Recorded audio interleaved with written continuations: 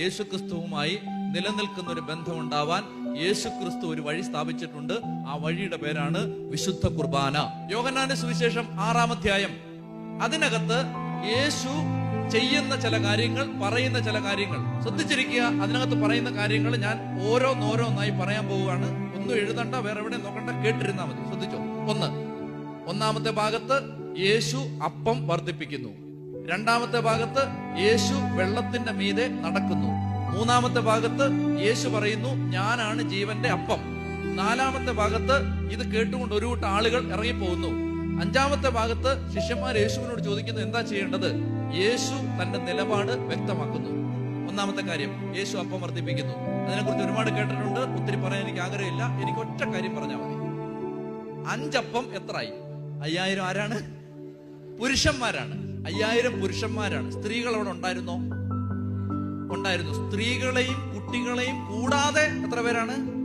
5000 പേര്. അങ്ങനെയാണെങ്കിൽ ഏത് കൺവെൻഷൻ പന്തലിനെയും കണക്ക് വെച്ചിട്ട് 5000 ചേട്ടന്മാരുണ്ടെങ്കിൽ എത്ര ആയിരം പെണ്ണുങ്ങൾ ഉണ്ടാവും? 10000 പെണ്ണുങ്ങൾ ഉറപ്പാണ്. ഏത് കൺവെൻഷന്റെ കണക്ക് വെച്ചോ 5000 ചേട്ടന്മാര് വന്നാൽ 10000 ചേച്ചിമാര് വരും. അപ്പൊ എത്രയായി മൊത്തം? 15000. 15000 മാതാപിതാക്കൾ വന്നാൽ മിനിമം ഒരു 5000 പിള്ളേരെങ്കിലും കൊണ്ടുവരാതിരിക്കുവോ? കുടുംബാസൂത്രണമൊക്കെ ഉള്ള കാലത്ത് 5000, പിന്നെ അല്ലാതെ പഴയ കാലമൊക്കെ ആകുമ്പോ കുറച്ചുകൂടെ ആള് വരും. അപ്പൊ ഒരു 10000 പേര്, 10000 മക്കള്. അപ്പൊ യേശു അപ്പം വർദ്ധിപ്പിച്ചു. 5 അപ്പം എടുത്തിട്ട് അതിനെ 25,000 ആക്കി. അതിന്റെ അർത്ഥം എന്താണ്? 5 അപ്പം 25,000 ആക്കിയാൽ അതിന്റെ അർത്ഥം ഇത്രയേ ഉള്ളൂ. യേശു പറയുകയാണ്, മക്കളെ ശ്രദ്ധിക്കണം കേട്ടോ, മക്കളെ, ഞാൻ എന്റെ കയ്യിൽ ഒരപ്പം എടുത്തു വെച്ചാൽ ഞാൻ ആ അപ്പം എനിക്കിഷ്ടമുള്ളതുപോലെ മാറ്റും. എനിക്കങ്ങനെ പറ്റും. അതായത് യേശു പറയുകയാണ്, യേശുവിന്റെ കയ്യിൽ 5 അപ്പം കൊടുത്താൽ യേശുവിന് അത് 10 ആക്കാം, 20 ആക്കാം, 25,000 ആക്കാം. യേശുവിന് അതിനുള്ള ശക്തിയുണ്ട്. സംശയമുണ്ടോ? ഇല്ല. 2, യേശു വെള്ളത്തിന്റെ മീതെ നടന്നു. ഒരു വസ്തു വെള്ളത്തിൽ പൊങ്ങിക്കിടക്കണമെങ്കിൽ ആ വസ്തുവിനാണോ മാറ്റം വരേണ്ടത്, വെള്ളത്തിനാണോ? 2 രീതിയിലും പറ്റും. പക്ഷേ നമ്മൾ കണ്ട് പരിചയിച്ച ഉദാഹരണങ്ങളിൽ വള്ളം വെള്ളത്തിന്റെ മീതെ കിടക്കുന്നു. അതിൽ വെള്ളത്തിനാണോ മാറ്റം വന്നത്, വള്ളത്തിനാണോ? വള്ളത്തിനാണ് മാറ്റം വന്നത്. വള്ളത്തിന്റെ ഫിസിക്കൽ ഷേപ്പിന് വ്യത്യാസം വന്നു. അപ്പോൾ വള്ളം വെള്ളത്തിന്റെ മീതെ സഞ്ചരിച്ചു. അങ്ങനെ സഞ്ചരിച്ചപ്പോൾ താണു പോകാതിരുന്നത് വള്ളത്തിന്റെ ശരീരത്തിൽ മാറ്റം വന്നു. അപ്പോൾ വെള്ളത്തിന്റെ മീതെ നടക്കണമെങ്കിൽ എന്തിനെയാണോ വെള്ളത്തിന്റെ മീതെ എടുത്തിടുന്നത് അതിനൊരു മാറ്റം വരണം. ശ്രദ്ധിച്ചു കേട്ടെ. അപ്പോൾ യേശുവിനാണോ മാറ്റം വന്നത്, വെള്ളത്തിനാണോ? വെള്ളത്തിനല്ല മാറ്റം വന്നത്. കാരണം അതേ വെള്ളത്തിൽ പത്രോസ് നടന്നപ്പോൾ വെള്ളത്തിന്റെ മീതെ നടന്ന സമയത്ത് താന്നുപോയി. അപ്പോൾ വെള്ളത്തിനല്ല മാറ്റം വന്നത്. ആർക്കാ മാറ്റം വന്നത്? യേശുവിനാണ്. യേശു വെള്ളത്തിന്റെ മീതെ നടന്നു എന്നതിന്റെ അർത്ഥം യേശു പറയുകയാണ്, എനിക്ക് എന്റെ ശരീരത്തെ എനിക്കിഷ്ടമുള്ളതുപോലെ മാറ്റാൻ പറ്റും. അപ്പൊ ഒന്നാമത്തെ സംഭവത്തിൽ യേശു പറയാണ്, നിങ്ങൾ give me a bread, I can convert it according to my will and I can convert my body according to my will. എന്നിട്ട് യേശു പറഞ്ഞു, അപ്പോൾ എടുത്തിട്ട് പറഞ്ഞു, ഇത് എന്റെ ശരീരമാണ്. ആർക്കെങ്കിലും തർക്കം ഉണ്ടാവേണ്ട കാര്യമുണ്ടോ?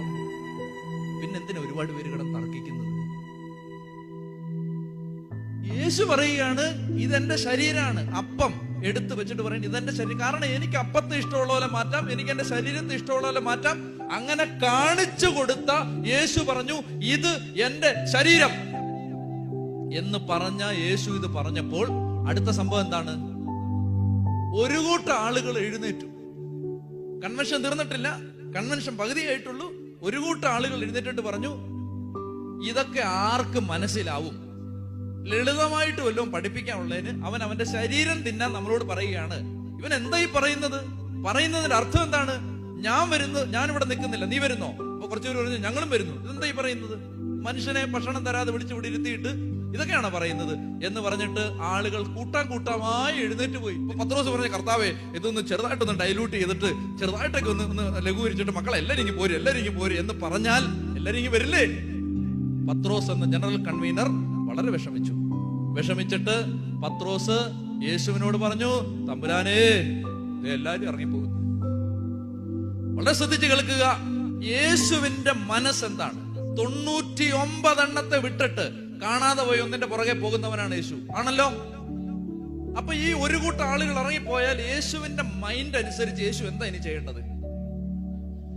ഇതിനോടെല്ലാം നിങ്ങൾ ഇവിടെ ഇരിക്കണേ, ആരും ഇറങ്ങിപ്പോരുത്, ബ്രദർ ഒരു പാട്ട് പാടിക്കോ എന്ന് പറഞ്ഞിട്ട് പെട്ടെന്ന് യേശു പോയി അവരെ എല്ലാവരെയും വിളിച്ച്, അതെ നിങ്ങൾക്ക് ഒന്നും മനസ്സിലായില്ലെങ്കിലും വേണ്ടില്ല, നിങ്ങൾ ഈ പോര് സാരമില്ല, എല്ലാം പതിയെ മനസ്സിലായിക്കോളും, കാലങ്ങൾ ഇനി എത്രയോ കിടക്കുന്നു, എല്ലാവരും ഇങ്ങനെ പോന്നോളുക, എല്ലാം നമുക്ക് ശരിയാക്കി തരാം എന്ന് പറഞ്ഞ് യേശു അവരെ തിരിച്ചു വിളിക്കണ്ടേ? യേശുവിന്റെ മനസ്സങ്ങനെയല്ലേ?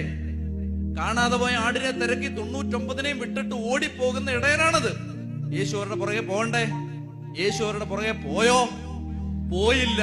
അപ്പോൾ ശ്രദ്ധിക്കണം, ഒരു കൂട്ടം ആളുകള് യേശുവിന്റെ ശരീരവും യേശുവിന്റെ രക്തവുമാണ് വിശുദ്ധ കുർബാന എന്ന് യോഹന്നാൻ 6 യേശു പഠിപ്പിച്ചപ്പോൾ യേശുവിന്റെ വാക്ക് കേൾക്കാതെ ഒരു കൂട്ടം ആളുകൾ എഴുന്നേറ്റ് വെളിയിലേക്ക് പോയപ്പോൾ പത്രോസ് പറഞ്ഞു, തമ്പുരാനെ എല്ലാം ഇറങ്ങിപ്പോയി എന്ന് പറഞ്ഞപ്പോൾ യേശു പറഞ്ഞു, പത്രോസെ, നീയും വേണമെങ്കിൽ പൊക്കൊള്ളുക, നീയും പൊക്കൊള്ളുക, വേണമെങ്കിൽ അവന്മാരെ വിളിച്ചോ, നിങ്ങളും പൊക്കൊള്ളുക. യേശു പറയുകയാണ്, പ്രിയപ്പെട്ടവരെ, യേശു കർശനമായ നിലപാടെടുത്ത ഏക വിഷയം വിശുദ്ധ കുർബാന. യേശു പറയുകയാണ്, നിനക്കിത് മനസ്സിലായില്ലെങ്കിൽ പൊക്കോ, നിനക്കിത് ഗ്രഹിക്കാൻ പറ്റുന്നില്ലെങ്കിൽ പൊക്കോ, എന്റെ രാജ്യത്തിൽ നിനക്ക് പങ്കില്ല, പൊക്കോ. യേശു ശിഷ്യന്മാരോട് പറയുകയാണ്, അടിസ്ഥാനപരമായ ഈ വിഷയം ഗ്രഹിക്കാൻ നിനക്ക് പറ്റുന്നില്ലെങ്കിൽ you be simply be out, പൊക്കോ. അതിന്റെ അർത്ഥം ഇത്രയേ ഉള്ളൂ, there is no compromise regarding Eucharist. Hallelujah, no compromise. കത്തോലിക്ക സഭയിലെ 130 കോടി വിശ്വാസികളും സഭ വിട്ടു പോയാലും നോ കോംപ്രമൈസ്. കാരണം എന്താണെന്നറിയാമോ?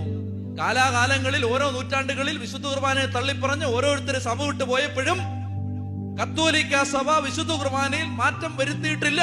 അവര് പറഞ്ഞില്ല, സൗകര്യമുള്ളവര് ഇത് വന്ന് സ്വീകരിച്ചാൽ മതി, കുഴപ്പമില്ല, എല്ലാരും വേണമെങ്കിൽ അങ്ങനെ തോന്നിയ പോലൊക്കെ ജീവിച്ചോ എന്നൊന്നും പറഞ്ഞില്ല. വിശുദ്ധ കുർബാന കർശനമായ നിലപാടുകൾ. എന്തുകൊണ്ട്? കോംപ്രമൈസ് ഇല്ല. എന്തുകൊണ്ട്? പ്രിയപ്പെട്ടവരെ, യേശുവിന്റെ കുരിശ് മരണം ഇന്ന് ഇവിടെ എനിക്ക് രക്ഷ തരുന്നത് വിശുദ്ധ കുർബാനയിലൂടെയാണ്. യേശുവിന് ഇതിനെ കുറിച്ചുള്ള ആറ്റിറ്റ്യൂഡ് എന്താണ്? യേശു ഒരു വിട്ടുവീഴ്ചയ്ക്ക് തയ്യാറല്ല. നിനക്ക് മനസ്സിലായാലും നീ ഗ്രഹിച്ചാലും നീ അംഗീകരിച്ചാലും നീ വന്നാലും നീ വന്നില്ലെങ്കിലും യേശു ഈ വിഷയത്തിൽ വെള്ളം ചേർക്കാൻ തയ്യാറല്ല. 2, പിശാചിന് ഇതിനെ കുറിച്ചുള്ള അഭിപ്രായം എന്താണ്? നമ്മൾ കോഴിക്കോട് ഒരു ധ്യാനം നടത്തുകയാണ്, പെൺകുട്ടികളുടെ കോളേജാണ്. അവിടെ ധ്യാനം നടത്തുന്ന സമയത്ത് ഈ കൗൺസിലിങ്ങിന് വേണ്ടി ഒരു സഹോദരൻ സഹായിക്കാനായിട്ട് ഉണ്ട്. അദ്ദേഹത്തിന് നല്ല ദർശനപരമുള്ള ആളാണ്. അപ്പൊ അതുകൊണ്ട് അദ്ദേഹത്തിന്റെ അടുത്ത് പെൺകുട്ടികളെയൊക്കെ കൗൺസിലിങ്ങിന് വിട്ടിരിക്കുകയാണ്. പ്രായമുള്ളൊരു ചേട്ടനാണ്. സിസ്റ്റേഴ്സ് കൊണ്ടുവന്ന് ഒരു പെൺകുട്ടിയെ നിർബന്ധിച്ചു കൊണ്ടുവന്ന് വിട്ടു. അവള് വന്ന് ഈ ബ്രദറിന്റെ മുമ്പിൽ ഇരുന്ന് കർത്താവ് ഇങ്ങനെ അദ്ദേഹത്തിന് ഒരു സന്ദേശം കൊടുത്തു, ഇവൾ യേശുവിനെ വിറ്റ് തിന്നുന്നവളാണ്. അദ്ദേഹം പച്ചയ്ക്ക് അവളോട് അങ്ങനെ ചോദിച്ചു, മോളെ നീ ഈശോയെ വിറ്റ് തിന്നുന്നവളാണ്. അവൾ ചാടി എഴുന്നേറ്റ് പോകാൻ തുടങ്ങി. അദ്ദേഹം നല്ല പ്രായമുള്ള പക്വതയുള്ള ആളാണ്. അദ്ദേഹം പറഞ്ഞു, ഇവിടെ ഇരിക്കണി, ഇവിടെ പോ, നീ ഈശോയെ വിൽക്കുന്നവളാണോ? അവള് പറഞ്ഞു, ഈശോയും പിശാചിനെ ഒന്നും ഞാൻ വിൽക്കുന്നില്ല. പിന്നെ നീ എന്താ വിൽക്കുന്നേ? ഞാൻ ആ പള്ളിയിൽ നിന്ന് കിട്ടുന്ന അപ്പം വിൽക്കുന്നുണ്ട് എന്ന് പറഞ്ഞാൽ സാത്താൻ സേവ, ഇതിനെക്കുറിച്ച് വിശദീകരിക്കേണ്ട ആവശ്യമില്ല. സാത്താൻ ആരാധന ഇഷ്ടംപോലെ നഗരങ്ങളിലുണ്ട്, തിരുവനന്തപുരത്തുമുണ്ട്. അങ്ങനെയൊക്കെയുള്ള സ്ഥലങ്ങളില് സാത്താൻ സേവക്കാർ വിശുദ്ധ കുർബാന മോഷ്ടിച്ചെടുത്തുകൊണ്ട് പോയാണ് സാത്താൻ പൂജ നടത്തുന്നത്. ആ ശൃംഖലയിൽപ്പെട്ടൊരു കണ്ണിയാണ് ഈ പെൺകുട്ടി. അവള് പറഞ്ഞു, ഞാൻ ആ അപ്പം വെക്കുന്നുണ്ടെന്ന് പറഞ്ഞു. അദ്ദേഹം പറഞ്ഞു, മോളെ അതൊരു അപ്പമല്ല, അത് ഈശോയുടെ ശരീരമാണ്. അവള് പറഞ്ഞു, പിന്നെ ഈശോയുടെ ശരീരം, ഞാൻ അത് കുറെ കാലമായിട്ട് ചെയ്യുന്നുണ്ടെന്ന് പറഞ്ഞു. ഈശോയുടെ ശരീരം.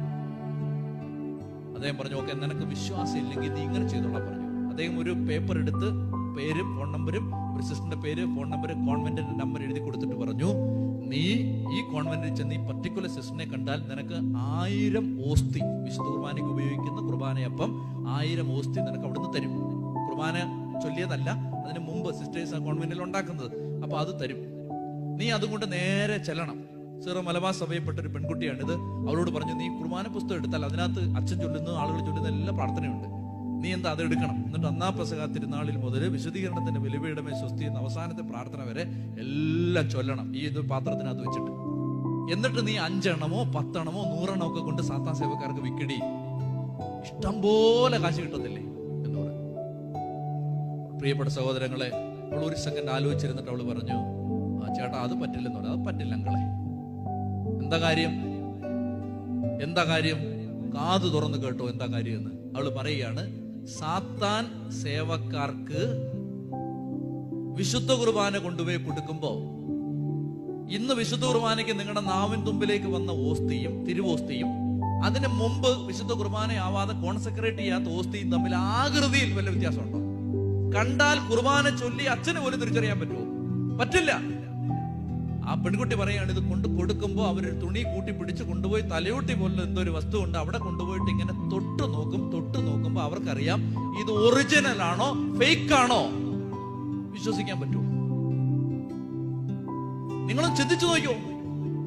ആളുകൾ മോഷ്ടിച്ച് കൊണ്ടു കൊടുക്കുന്ന ദിവ്യകാരുണ്യം, അങ്ങനെയൊക്കെ ചെയ്യുന്ന ഏജന്റുകളുണ്ട്. എനിക്ക് കൃത്യമായിട്ട് അറിയാവുന്ന കാര്യമാണ് ഞാൻ പറയുന്നത്. അങ്ങനെ കൊണ്ടു കൊടുക്കുന്നത് ഇവരെങ്ങനെ അറിയുന്നു ഇത് ഏതാണ് ഒറിജിനൽ എന്ന്? ഈ പെൺകുട്ടി പറയുകയാണ്, സാത്താൻ സേവക്കാർക്ക് അറിയാം ഇത് ഏതാണ് ഒറിജിനൽ ഏതാണ് ഫേക്ക് എന്ന് വെച്ചാൽ അതിന് ഒറ്റ അർത്ഥമേ ഉള്ളൂ. ലോകത്തുള്ള ഒരു മതത്തിലെയും ഒരു റിലീജിയസ് സിംബലും സാത്താൻ സേവക്കാര് അപമാനിക്കാനായിട്ട് ഉപയോഗിക്കുന്നില്ല. വിശുദ്ധ കുർബാന, കത്തോലിക്ക സഭയുടെ വിശുദ്ധ കുർബാനയും ക്രൂശിത രൂപവും അല്ലാതെ വേറെ ഒരു മതത്തിന്റെ ഒരു സിംബല് സാത്താൻ സേവക്കാർ ഉപയോഗിക്കുന്നില്ല. എന്തുകൊണ്ട്? അതിനൊറ്റ കാര്യമുള്ളൂ, സാത്താൻ അറിയാം വിശുദ്ധ കുർബാനയിൽ ജീവിക്കുന്ന യേശുവാണുള്ളതെന്ന് പിശാചിന് അറിയാവുന്നതുകൊണ്ട് അവൻ വിശുദ്ധ കുർബാന മോഷ്ടിച്ചുകൊണ്ട് പോകും. പ്രിയപ്പെട്ട സഹോദരങ്ങളെ, സാത്താൻ സേവക്കാർക്ക് അറിയാം ഏതാണ് വിശുദ്ധ കുർബാന ഒറിജിനൽ.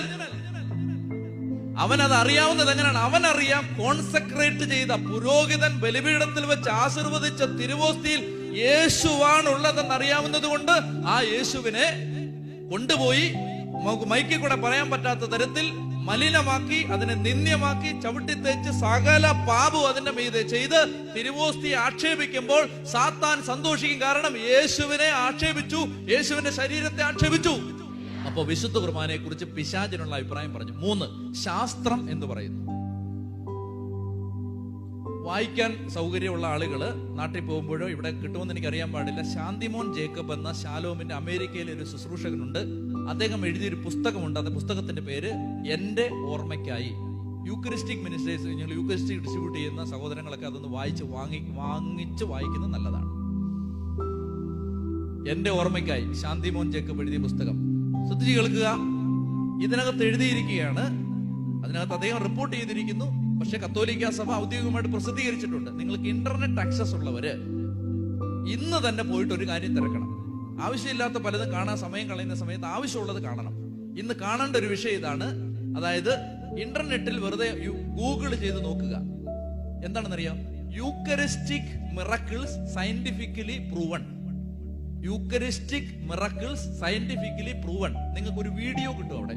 ആ വീഡിയോ ലോകത്തെ വളരെ പ്രഗത്ഭനായ നിരീശ്വരവാദിയായിരുന്ന ഒരു ശാസ്ത്രജ്ഞൻ വിശുദ്ധ കുർബാന മാംസവും രക്തവുമായി മാറി ഇറ്റലിയിലെ ഒരു ദേവാലയത്തിൽ നിന്ന് സഭ ഈ വിശുദ്ധ കുർബാന ശാസ്ത്ര പരീക്ഷണങ്ങൾക്കായി ലാബിൽ കൊണ്ട് കൊടുത്തപ്പോൾ അത് പരിശോധിച്ചതിന് ശേഷം മാനസാന്തരപ്പെട്ട് വിശ്വാസത്തിലേക്ക് വന്ന ഒരാളെ കുറിച്ചുള്ള വിവരങ്ങൾ നിങ്ങൾക്ക് വായിക്കാം.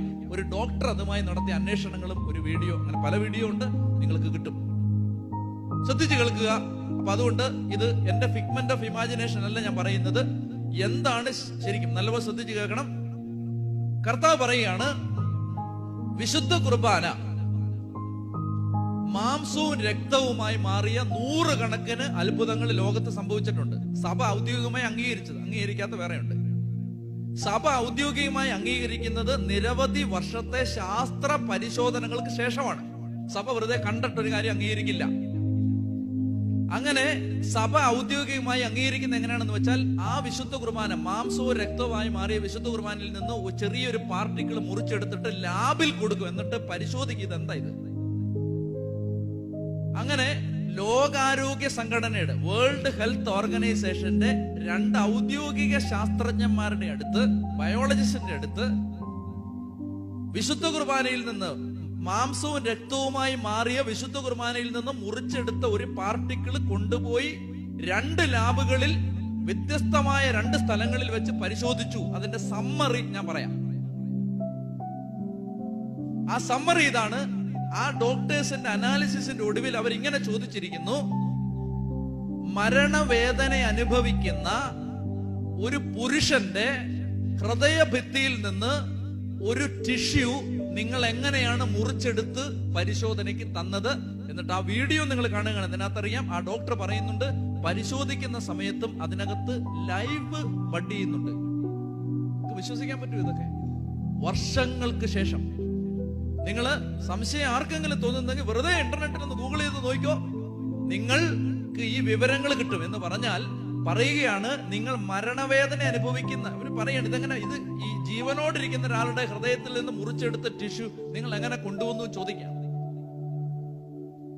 എന്ന് പറഞ്ഞ പ്രിയപ്പെട്ടവർ, എന്താ അർത്ഥം? നീ നാവിൻ തുമ്പിലേക്ക് സ്വീകരിക്കുന്ന വിശുദ്ധ കുർബാന യേശുവിന്റെ ശരീരമാണത്. യേശുവിന്റെ ശരീരം.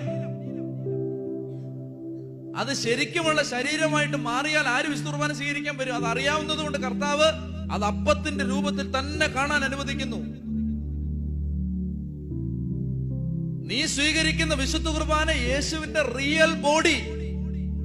ഇനി ബ്ലഡായി മാറിയ, തിരുരക്തമായിട്ട് ശരിക്കും മാറിയ സ്ഥലങ്ങളിൽ നടത്തിയ അന്വേഷണങ്ങളിൽ ലോകത്തുള്ള എല്ലാ സ്ഥലങ്ങളിലും ഒരൊറ്റ റിസൾട്ടേ ഉള്ളൂ: AB പോസിറ്റീവ് രക്തഗ്രൂപ്പിന് മാറ്റമില്ല എന്നൊക്കെ പറഞ്ഞ എന്താ എന്റെ അർത്ഥം? നാം സ്വീകരിക്കുന്ന പരിശുദ്ധ കുർബാന യേശുവിന്റെ ശരീരമാണ്, രക്തമാണ്. അതുകൊണ്ട് യേശുവുമായി ബന്ധം സ്ഥാപിക്കാൻ ആഗ്രഹിക്കുന്നവർ വരേണ്ടത് വിശുദ്ധ കുർബാനയിലേക്കാണ്. അതുകൊണ്ടാണ് യേശു കുർബാന സ്ഥാപിച്ചത്. ഇനി അതിന്റെ ഏറ്റവും പ്രധാനപ്പെട്ട ഭാഗത്തേക്ക് വരികയാണ്. ഒന്ന്, യേശു എന്ത് പറയുന്നു, സാത്താൻ എന്ത് പറയുന്നു, ശാസ്ത്രം എന്ത് പറയുന്നു. അവസാനത്തെ ഭാഗം, നമ്മൾ ചെയ്തുകൊണ്ടിരിക്കുന്നത് എന്താണ്? വിശുദ്ധ കുർബാനയ്ക്കെതിരെ ആരും പരസ്യമായ നിലപാടുകളൊന്നും എടുക്കുന്നില്ല. എല്ലാവരും വിശുദ്ധ കുർബാനയെ സ്നേഹിക്കുന്നു എന്ന് ഭാവിക്കുന്നവരാണ്. പ്രിയപ്പെട്ട സഹോദരങ്ങളെ, നിങ്ങളൊരു കാര്യം ഓർത്തോളുക. യേശു ക്രിസ്തു വിശുദ്ധ കുർബാന ഇവിടെ വെച്ച് വിളമ്പുമ്പോൾ ഒരു വ്യക്തി പറയുകയാണ്, എനിക്ക് വിശുദ്ധ കുർബാന വേണ്ട, അല്ലെങ്കിൽ ഞാൻ താമസിച്ചേ വരുന്നുള്ളൂ, അല്ലെങ്കിൽ എനിക്ക് അതിനോട് താല്പര്യമില്ല, എനിക്ക് കുമ്പസാരിക്കണ്ട, എനിക്ക് കുമ്പസാരിച്ച് വിശുദ്ധ കുർബാന സ്വീകരിക്കാൻ താല്പര്യമില്ല, ഞാൻ യോഗ്യതയില്ലാത്ത ആളായതുകൊണ്ട് ഞാൻ മാറി നിൽക്കുകയാണ്. ഇങ്ങനെയൊക്കെ പറഞ്ഞിട്ട് വിശുദ്ധ കുർബാനയിൽ നിന്ന് മാറി നിൽക്കുമ്പോൾ നിങ്ങൾ യഥാർത്ഥത്തിൽ എന്താണ് ചെയ്യുന്നത്? നിങ്ങൾ എന്നോട് വന്നിട്ട് പറഞ്ഞു, അച്ഛാ ഞങ്ങൾക്ക് ഒരു 50 രൂപയുടെ ആവശ്യമുണ്ട്. 50 കേട് ചോദിക്കരുത്, എന്റെ കയ്യിലില്ല. നിങ്ങൾ ഒരു 50 രൂപ ആവശ്യമുണ്ടെന്ന് പറഞ്ഞാൽ ഞാൻ നിങ്ങളോട് പറയും, നിങ്ങൾക്ക് 50 അല്ല, ഞാൻ 500 രൂപ തരാം, കാരണം എന്റെ 5000 രൂപയുണ്ട്. നിങ്ങൾ എന്നോട് പറയുകയാണ്, അച്ഛാ എനിക്കൊരു 50 രൂപ. ഞാൻ പറയും, 50 എന്തിനാക്കുന്നേ, നിനക്ക് 500 രൂപ തരാം.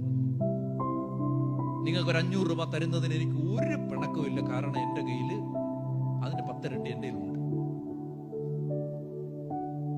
നിങ്ങൾ എന്നോട് ചോദിക്കുകയാണ്, അച്ഛൻ ഈ 3-4 ദിവസമൊക്കെ ഞങ്ങളോട് സംസാരിച്ച്, അപ്പൊ അച്ഛൻ പോവല്ലേ, അച്ഛന്റെ ഓർമ്മയ്ക്ക് വേണ്ടി അച്ഛന്റെ ഒരു വിരല് മുറിച്ച് തരുമോ? നിങ്ങൾ പറയണം. അപ്പൊ എനിക്ക് അത്രയ്ക്ക് സ്നേഹമാണ് നിങ്ങളോട്, അതുകൊണ്ട് നിങ്ങളാണ് ചോദിച്ചത് എന്നുള്ളതുകൊണ്ട് ഞാൻ പറഞ്ഞു, വിരല് തന്നു കഴിഞ്ഞാൽ പിന്നെ ഇങ്ങനെ എന്നാലും സാരമില്ല, നിങ്ങൾ ചോദിച്ചതല്ലേ, നിങ്ങൾ നന്നായിട്ടൊക്കെ സൂക്ഷിക്കണം കേട്ടോ എന്ന് പറഞ്ഞിട്ട് ഞാൻ കത്രിക എടുത്തിട്ട് മുറിച്ച് നിങ്ങൾക്ക് തന്നു.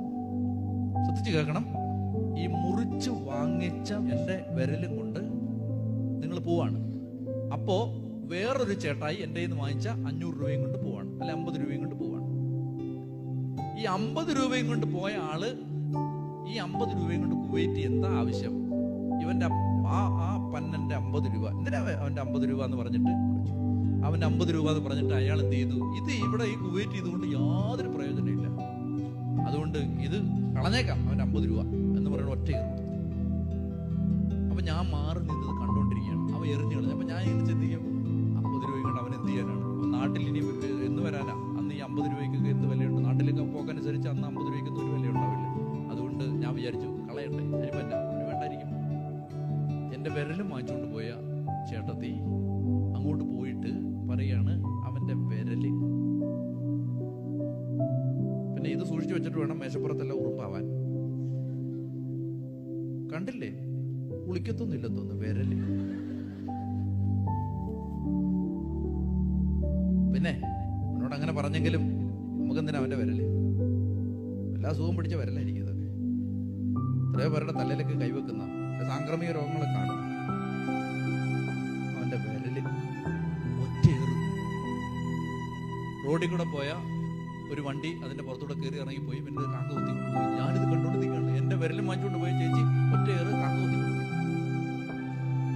ഞാൻ നിങ്ങളോട് ചോദിക്കട്ടെ, എന്റെ സിമ്പിൾ ക്വസ്റ്റ്യൻ, 50 രൂപ പോയതിൽ എനിക്ക് സങ്കടമുണ്ടോ? വിരല് പോയതിൽ എനിക്ക് സങ്കടമുണ്ടോ? വിരലിനെ അപമാനിച്ചെറിഞ്ഞു കളഞ്ഞതിൽ എനിക്ക് സങ്കടമുണ്ടോ? ഉണ്ടെങ്കിൽ അതിനൊരൊറ്റ കാരണമേ ഉള്ളൂ. 50 രൂപ തരുന്നതിന് ഞാൻ ഒരു വേദന അനുഭവിച്ചിട്ടില്ല. പക്ഷെ എന്റെ വിരല് മുറിച്ച് തരുന്നതിന് ഞാൻ നല്ലതുപോലെ നൊന്തിട്ടുണ്ട്.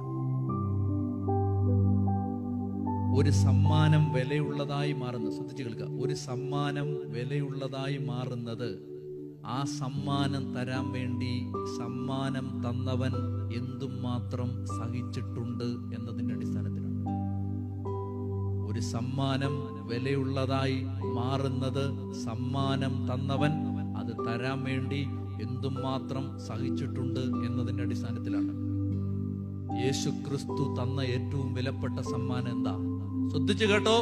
കാനായിലെ കല്യാണ വിരുന്നിൽ വെള്ളം വീഞ്ഞാക്കാൻ യേശുവിന് ശരീരത്തിൽ പീഡ അനുഭവിക്കേണ്ടി വന്നില്ല. കുഷ്ഠരോഗിയെ സൗഖ്യപ്പെടുത്താനും തളർവാദ രോഗിയെ എഴുന്നേൽപ്പിക്കാനും യേശുവിന് ശരീരത്തിൽ പീഡ അനുഭവിക്കേണ്ടി വന്നിട്ടില്ല.